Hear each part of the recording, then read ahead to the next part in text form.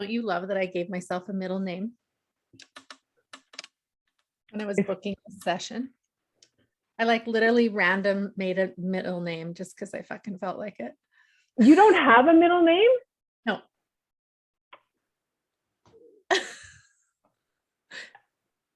Do you see what it is? I know what it is. I saw it as soon as you booked it. And I was like, oh my God, her middle name is Joy. I fucking love this. No, I have zero middle name. I was born 3 months early. I was 2 pounds and I was in an incubator for a month and a half, and my dad didn't come see me. He was so scared I was gonna not make it. And my mom and dad decided to give me, because I was so small, give me a really long first name, which has been wonderful. So yeah. Jennifer. Get to give myself my own middle name, whatever I feel in that moment. And in that moment, you chose the word joy. I did. For a lot of different reasons, I think. Joy is, it's an easy word. It's a uplifting word. And joy is a choice, isn't it? It like even just speaks that it's a word that doesn't happen to you. You go out and get, you make happen, even just by the way you approach the world. And, I think everyone can use a little joy and see that they can bring that in themselves, even in the hardest times. And it's a good thing for me to remember. I mean, we all have shit. We all have shit, don't we? We do. So, yeah. We totally do all have shit, Jen. And that in that moment you chose to give yourself the middle name Joy makes me so excited, because that was you booking this podcast interview. And for people who listen to us, they'll understand that, it's important that they understand the context. You and I have gotten to know each other through the self-love adventure, that you joined the self-love adventure. And when you joined, why did you decide to join?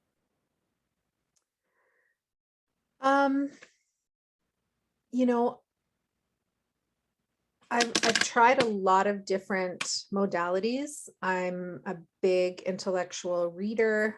I love to talk. I think super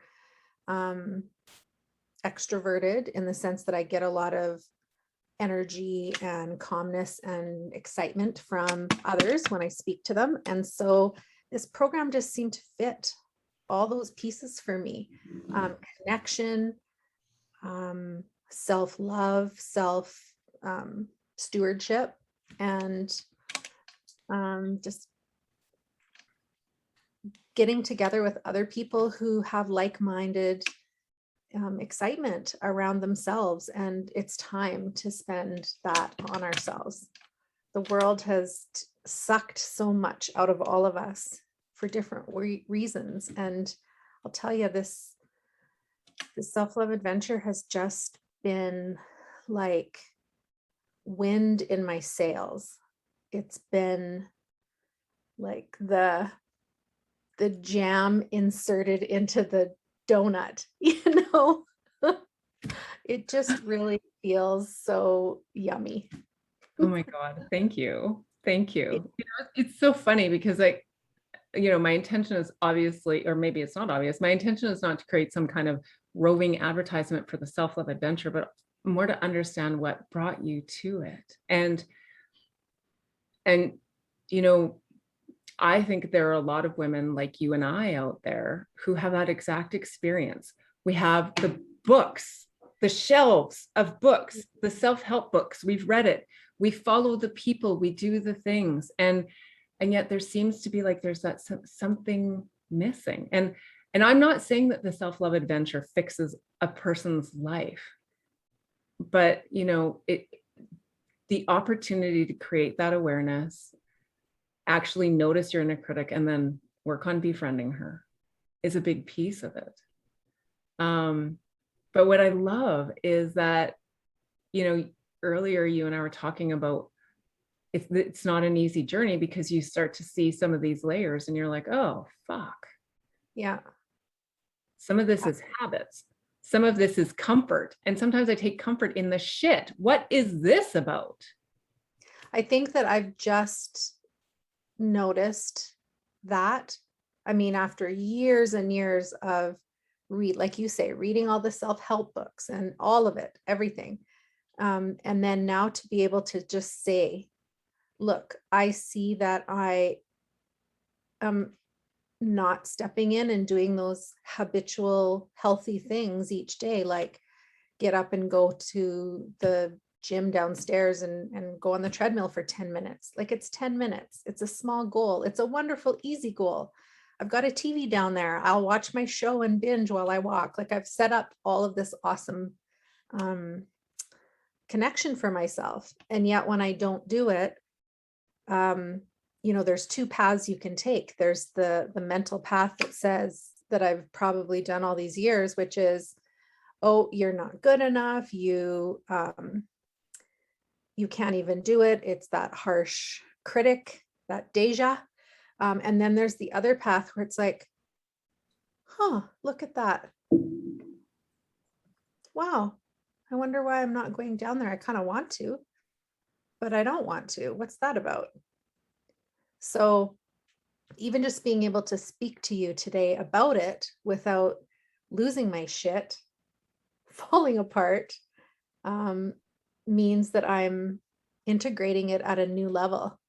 And I really think that like every other week when we get together on the collective and we talk with each other, I mean, that in itself just gives me such pleasure to see that I can be accepted by others who I don't even know, complete strangers, and that we all sort of are saying something in the same vein, even though they're different words, but we all can relate. And it's just, it allows me to feel accepted in my own skin in a way that I haven't before. I can't put words to it. It is just magic. Thank you. Jen, the magic that I experience in the collective is something I could never have even dreamed.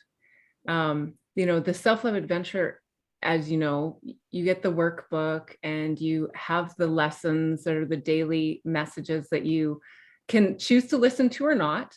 And it's interesting because I know the reason I decided to do it for 90 days is because I want it to consistently show up in someone's life for enough time that they're reminded not to let go of their worth. Right? That's why 90 days, because we all start things. I've done 1,021-day challenges myself. And at the end of that 21 days, I'm fucking out. Yeah. I hear you. But this is life. And I don't want it to be any fucking harder than it has to be. Yeah. Right. And what I love is that I can go in and I can access the daily messages that you have, and I can access them again and again. If I miss some time, then I go back and I like binge watch you like a show. I love it. But you're right, like the intention is every day. And so if I'm not able to write in the journal, I will listen to you on the car ride to work. If I miss listening to you, then I, might journal at like one time at work, I journaled on a piece of scrap paper.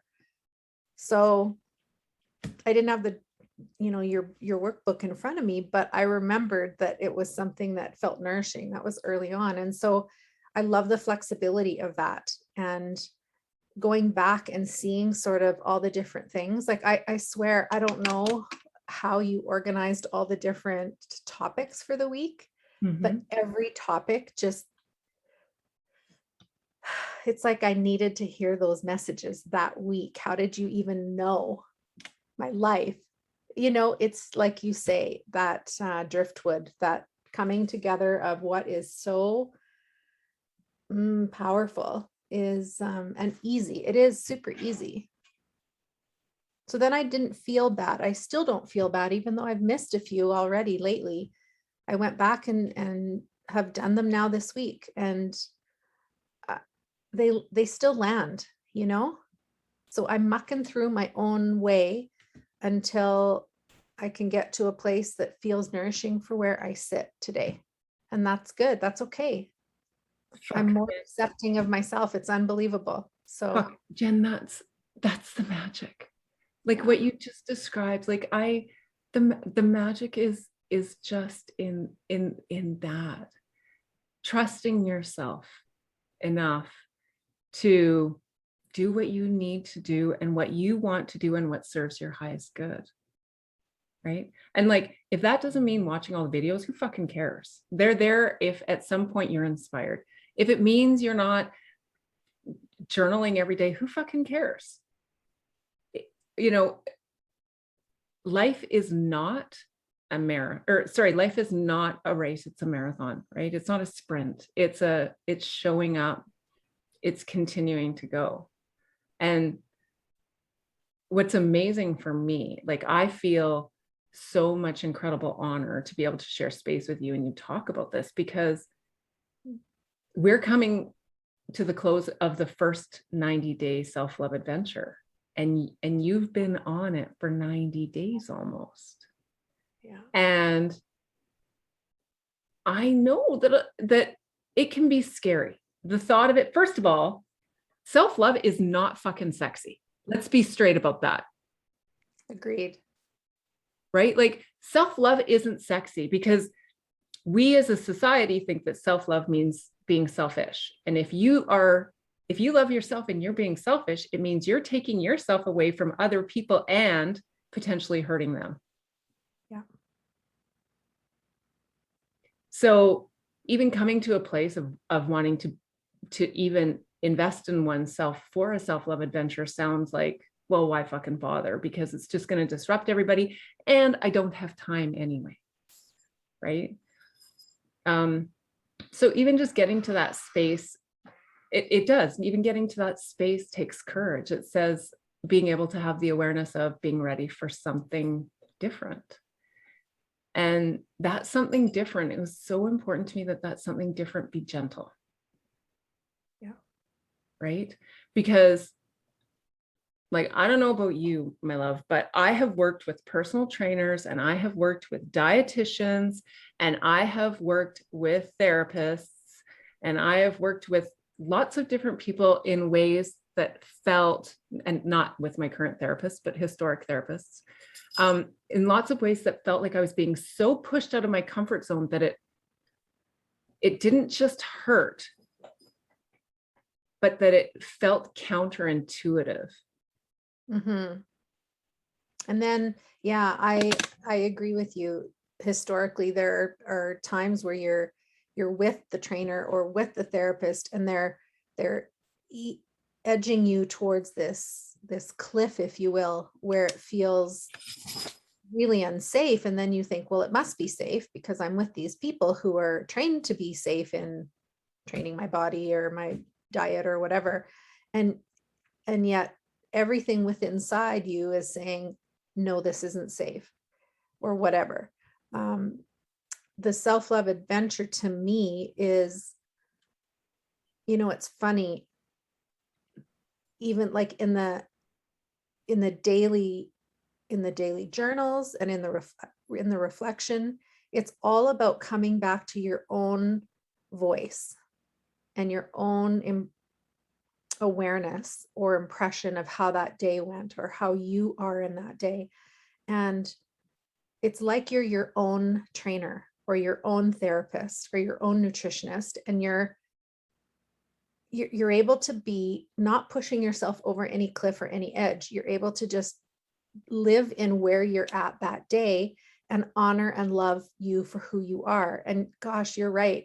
Like 20 days 40 days. Like here we are 90 days just about. And it's no wonder that I can feel a little bit icky about certain things and not beat myself up so much. You know, I feel it, I'm aware of it, but it's just kind of, it's not part of me. It's just sitting over there and I can see it for what it is instead of internalize it. It's pretty fucking phenomenal. What's going on here? I love the self-love adventure. Yeah. Oh my God, I love you. Okay, so part of the self-love adventure asks you to identify 3 things you love about yourself every day. And I saw the reaction on your face because I know that that's hard for a lot of people. And I got to tell you, when I created this, putting this in there was so hard for me. Really? So hard. Like for me to be in a space where I could say 3 things that I liked about myself felt completely out of the realm of possibility. Thinking it, I might be able to come up with a couple, but then committing to writing down 3 things every day was like, it was a stretch out of my comfort zone every fucking day. Which, by the way, today is day number, and I'm just going to look because this is interesting because I've been keeping track since the first day I started. Oh my gosh. And I'm on day 437. So, but just so we're clear, I have missed days. Yeah. But I'm on day 437. So now I can say that identifying 3 things I love about myself is a little bit easier. How is it for you? It's definitely easier than when I first started. It's because I'm looking for the positive things that I love about myself as opposed to trying to, like the freedom in it is, it's no one's going to see it, I guess. That's the beautiful thing that I love about this workbook is that it's just me. And so it's no skin off anyone's nose if I just write down what I love about myself. It's okay for me to brag that feeling because we're not allowed to, it seems, in our world very often. Or if we do, there's certain labels that are placed on us for being proud of what we're good at or how we feel. So like, I have no problem. I mean, I cringed a little because, you know, it is that question that makes you go right back to elementary school. Like, oh, it's a test, but it isn't. But I can say, like, I am proud of myself. I feel really great. I'm good at being a great listener. I am good at being joyful and playful. Today, I am proud that I have a lot of courage for coming on here with you. I mean, yeah, I can do things that maybe historically I would never have dreamed I would do. And see, and just like that, you were able to list 3 things that you liked about yourself, just like that. And oh God.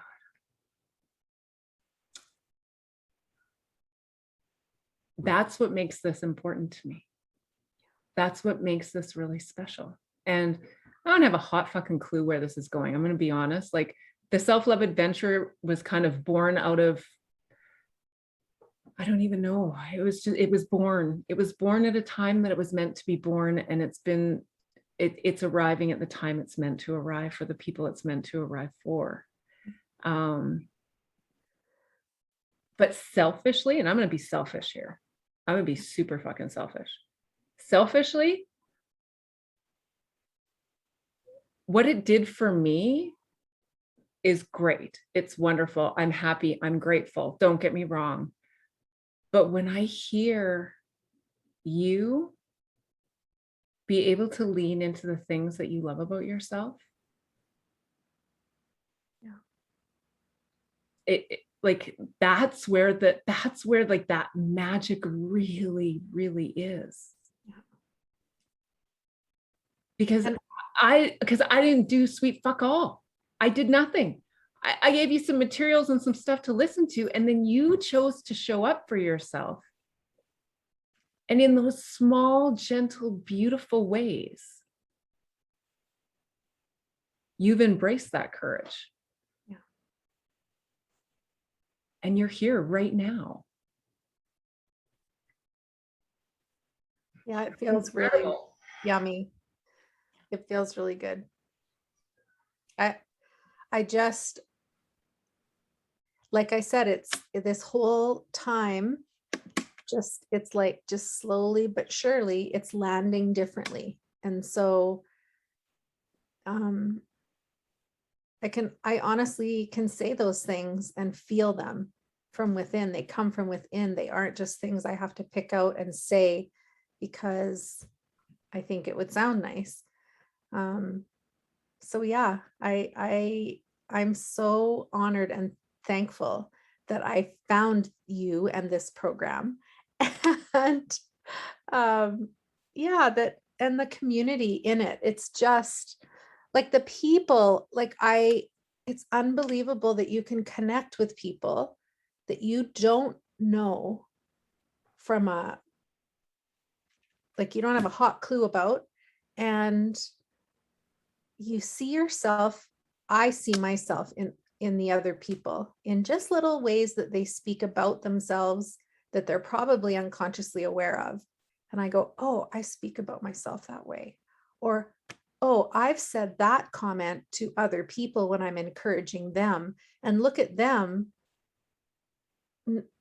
not saying it about themselves, but they could. Oh, I could say that about myself. Like I start to make the connections. It's unreal. So what you're talking about is the biweekly collective meetings, and the biweekly collective meetings are powerful beyond words. We come together. I always have a backup agenda. I always have a backup topic that we could potentially go into if everyone for some reason sat with silence and crickets, but that sure as fuck has never happened. And it's magical because whoever shows up, the conversation flows and everyone seems to be able to relate and share and take something from someone's experiences to richen their own experience of living. Yeah. And what the magic that I observe in it, and this is something that I could never have imagined in a million years, really, is that we hold space for one another in a way that simply honors being there. It's like there is a code that says, I see you, I hear you, I'm here for you, I love you. Mm-hmm. And at the exact same time as having that code for all of the others, it's an invitation to have that code for ourselves. And Kristen Neff talks about common humanity, right? And common humanity being one of the hugest connectors in self-compassion and really fostering self-compassion comes from that place of seeing that we're all humans having human experiences. And that collective just brings that community together in such an amazing way. And that common humanity is what I think, if we were like to try and dissect it, it's that common humanity that creates that space of personal growth through that unbelievable connection. I agree. It's really quite, I don't know, mystical, powerful, magical that, I mean, you know, there's groups all over the world getting together on days and having collectives, if you will, about X topic or Y topic. And so, you know, that is, I think, people feel fairly comfortable jumping into Zoom meetings and things like that. But there's something different where we all are just, yeah, it's an underlying piece where when I want to speak, I often ramble, but it's how I process. And the people in the collective my friends, I will say now in the collective, make me feel heard. They make me feel safe to be able to just speak on whatever it is that's coming out. And then they capture some sort of thread that I can't even see about myself. Like I remember early on, there was something that I was rambling about, and I was feeling quite anxious and things about a topic. And someone jumped in and said, I heard you say something about happiness or whatever. And you know what? You are happy. I could hear it in your words. And I went, what? Or something like that. And it just floored me that I actually was speaking in a way that I didn't feel. And I went, oh, and so ever since then, I start to like listen to what I say and try to find my own thread, because someone in the collective had enough love and grace to share back what they experienced. And we do that in this group. It's unreal. And we're strangers. Let's not kid ourselves. We're strangers until we're friends in there. It's beautiful. And there's a safety in it where they're not our colleague, they're not our neighbor, they're not our family member, they're not our spouse. They're a safe group of people who will love and mentor us in the ways that we wish we could love and mentor ourselves. And so until we can get there, the collective provides that for all of us back and forth. It's pretty special, pretty damn special. Oh my gosh. Oh my gosh. I am just really working to absorb this. I really am, because the collective is created by you. The collective is created by the people who decide to show up on a Sunday morning. And the collective also extends to the Facebook group, of course, but the magic, I think, does happen on those Sunday mornings when we meet and we get together. When we meet and we get together.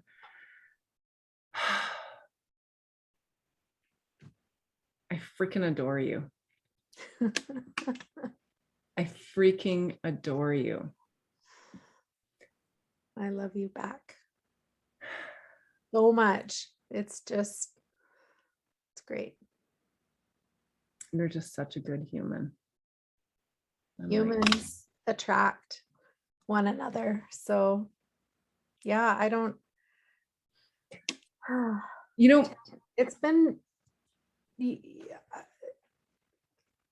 I got no words right now. It's just special. It is special. And one of the things that I marvel at is that,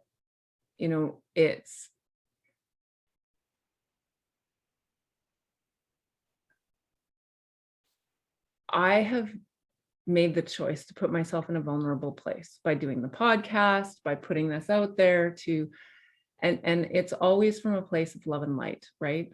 One of the things that I love about myself is that I am love and light. That is who I am. And it always comes from that place. And so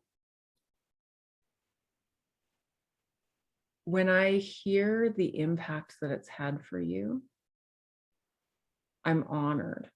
I really, truly am honored, because I love that you trust yourself enough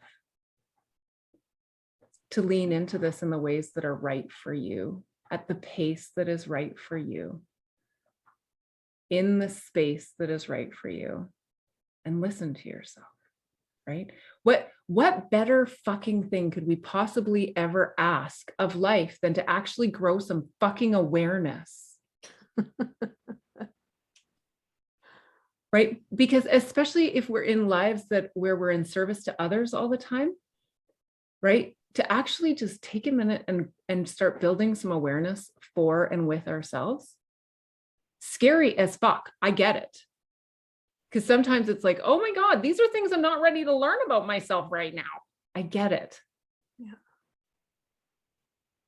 But at the same time, if not now, then fucking when? Yeah, exactly. Yeah, it doesn't feel selfish to put my needs first. And first doesn't mean that I have to neglect anything else either. It just means it's the non-negotiable. It's the whatever, brushing teeth, it's the eating breakfast, it's putting on the shoes, it's doing the whatever it is that I can do that day. Even if it's just, I see that the email has come through and I just see the topic. That's enough for me sometimes to just mull over that word all day long. That, yeah. And you're right. If not now, when? It's been the best thing I've ever done for myself in all the 49 years I've had. Oh my God. Now that sounds like pressure, sister. Seriously. Oh, no. It's just really been easy and special. I'm so grateful that you've been part of the challenge. Yeah. Fuck. Challenge? Where the fuck did the word challenge come from? I hate that word. Yeah, I get it. But yeah, so challenge is to me one of those words, it's like a double-sided coin. It can mean negative and it can also mean positive. So when you said that just now, I thought positive. Like it's a challenge to challenge our own voice the tape in our lives that might have always said it a certain way that isn't necessarily true. So challenge that in ourselves. That's how I heard it. Oh, isn't that interesting? Because I was so intentional not to call it the 90-day challenge, but to name it the 90-day adventure. Because for me, challenge speaks to competition and it speaks to perfection, but that's my own story, right? And I would rather approach it as, if this is an adventure, let's see what comes today. Let's see what comes tomorrow. Let's see what we discover along the way. And let's see what we might have noticed that we never had the chance to notice because we weren't here. You know what? I love that you were intentional about calling it an adventure because it has felt exactly that. It's felt very adventurous and freedom-like and joyful. And I don't think that if we were talking on day one of the self-love adventure right now, and we said the word challenge, I would have thought exactly that. Here we are near the end, and it's just a massaging of the way we perceive our lives. And now I perceive that word without even realizing it in a way that is like, look at it a different way, as opposed to be perfectionist. That's pretty big shit for someone like me who is, the best perfectionist around. Right. Well, yeah, it's a shift. It's a shift to like gentle from to gentle awareness. Yeah. From Deja jumping in and beating the shit out of you because you're not doing it perfectly. Mm-hmm. So interesting. It also affirms that adventure is the right word. It has been very fun. I will say, like, when life is big, I can come to this little sacred space of adventure and feel this tiny little morsel of nourishment that isn't demanding of anything other than me listening to myself.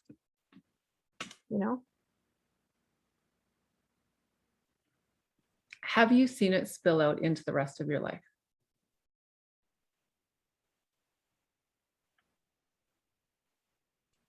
I have. First I've been more accepting and noticing of my own things, like we've talked about already, about how I just can have grace with my own feelings of whatever, laziness or whatever I want to judge myself for. And then I just notice it more now. And it spilled over even into my relationship with my husband. So that in the past, I would have, 30, 60, 90 days ago, might have been annoyed about a certain thing. Now I smile and I kind of, I think of him as a little boy, like going through the motions with something, or I think of him with grace and love because he's been working 12-hour shifts for how many days. And so there's a little more grace that I'm able to give the world because I see it already in myself. So, yeah. I really appreciate you sharing that, because I know that for me, my experience has been that the expression of grace and gratitude and building trust with myself has been a process of also then having that spill over into most of the relationships in my life. And also evaluate some of the relationships in my life in the process as well, right? Because we become a little bit more clear about who we are as we go through. But the beautiful thing that I see is, and this is what I really notice, and I don't know if you have this awareness. When you started the self-love adventure, I remember having a conversation with you, and you said to me, Tanya, I've tried everything. I've read all the books. I'm the self-help junkie. Why the fuck would this be different? You said that to me. Yeah. But then you also said, but I'm not giving up and I'm not going to stop trying. So here I am.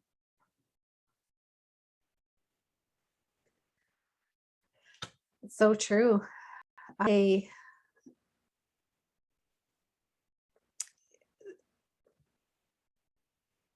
one thing I think I didn't try was to look within and love myself for where I'm at. And this self-love adventure gives me that. It allows me to enter in a day that I'm at, happy, sad, aggressive, woke up on the wrong side of the bed, whatever, and find the joy and the positive things in that moment. And, I love to read. So the emails that come into my inbox, I can, I love to connect with people. So your videos, I get to feel like I'm having a personal conversation with you every time.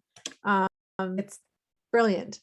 And then the workbook, I mean, I'm a teacher. I love the journaling. I love the colorful pens. I mean, it totally fills that bucket too. So it's been wonderful. It really has been wonderful. It really has. I'm so grateful to have you be a part of this adventure. And I know that this is the beginning, not the end. Like that's the beautiful.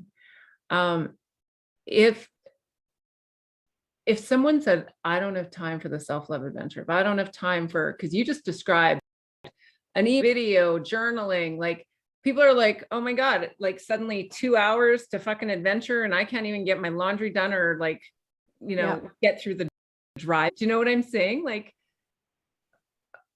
realistically, be really honest.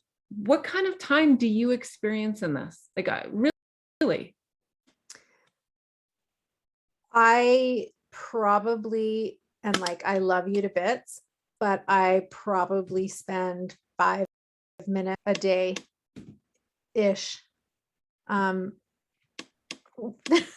with the adventure. I do, because it's so quick.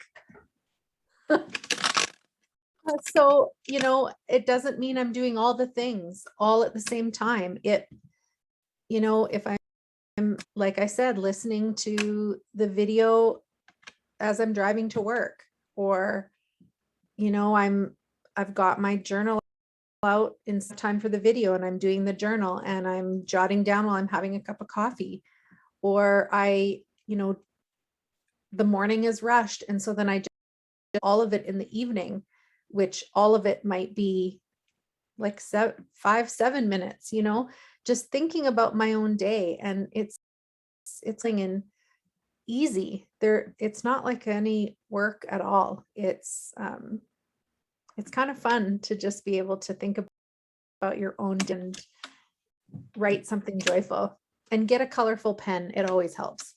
Oh, I totally agree. Purple is my pen of choice. Ah, me too. Is it? Yes.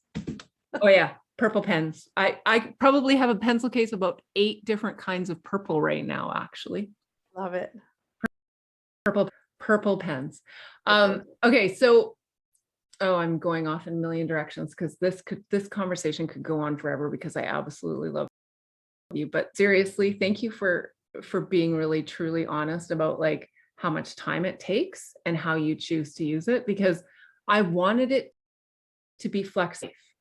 I don't want it to fit. Like in theory, people on the self-love adventure would reflect in the evening and then do the love letter in the morning. But in reality, that's not how life works. I personally do everything in the morning because that works best for me. But I want it to work for you, and that you've found the way that works for you is the most important piece, right?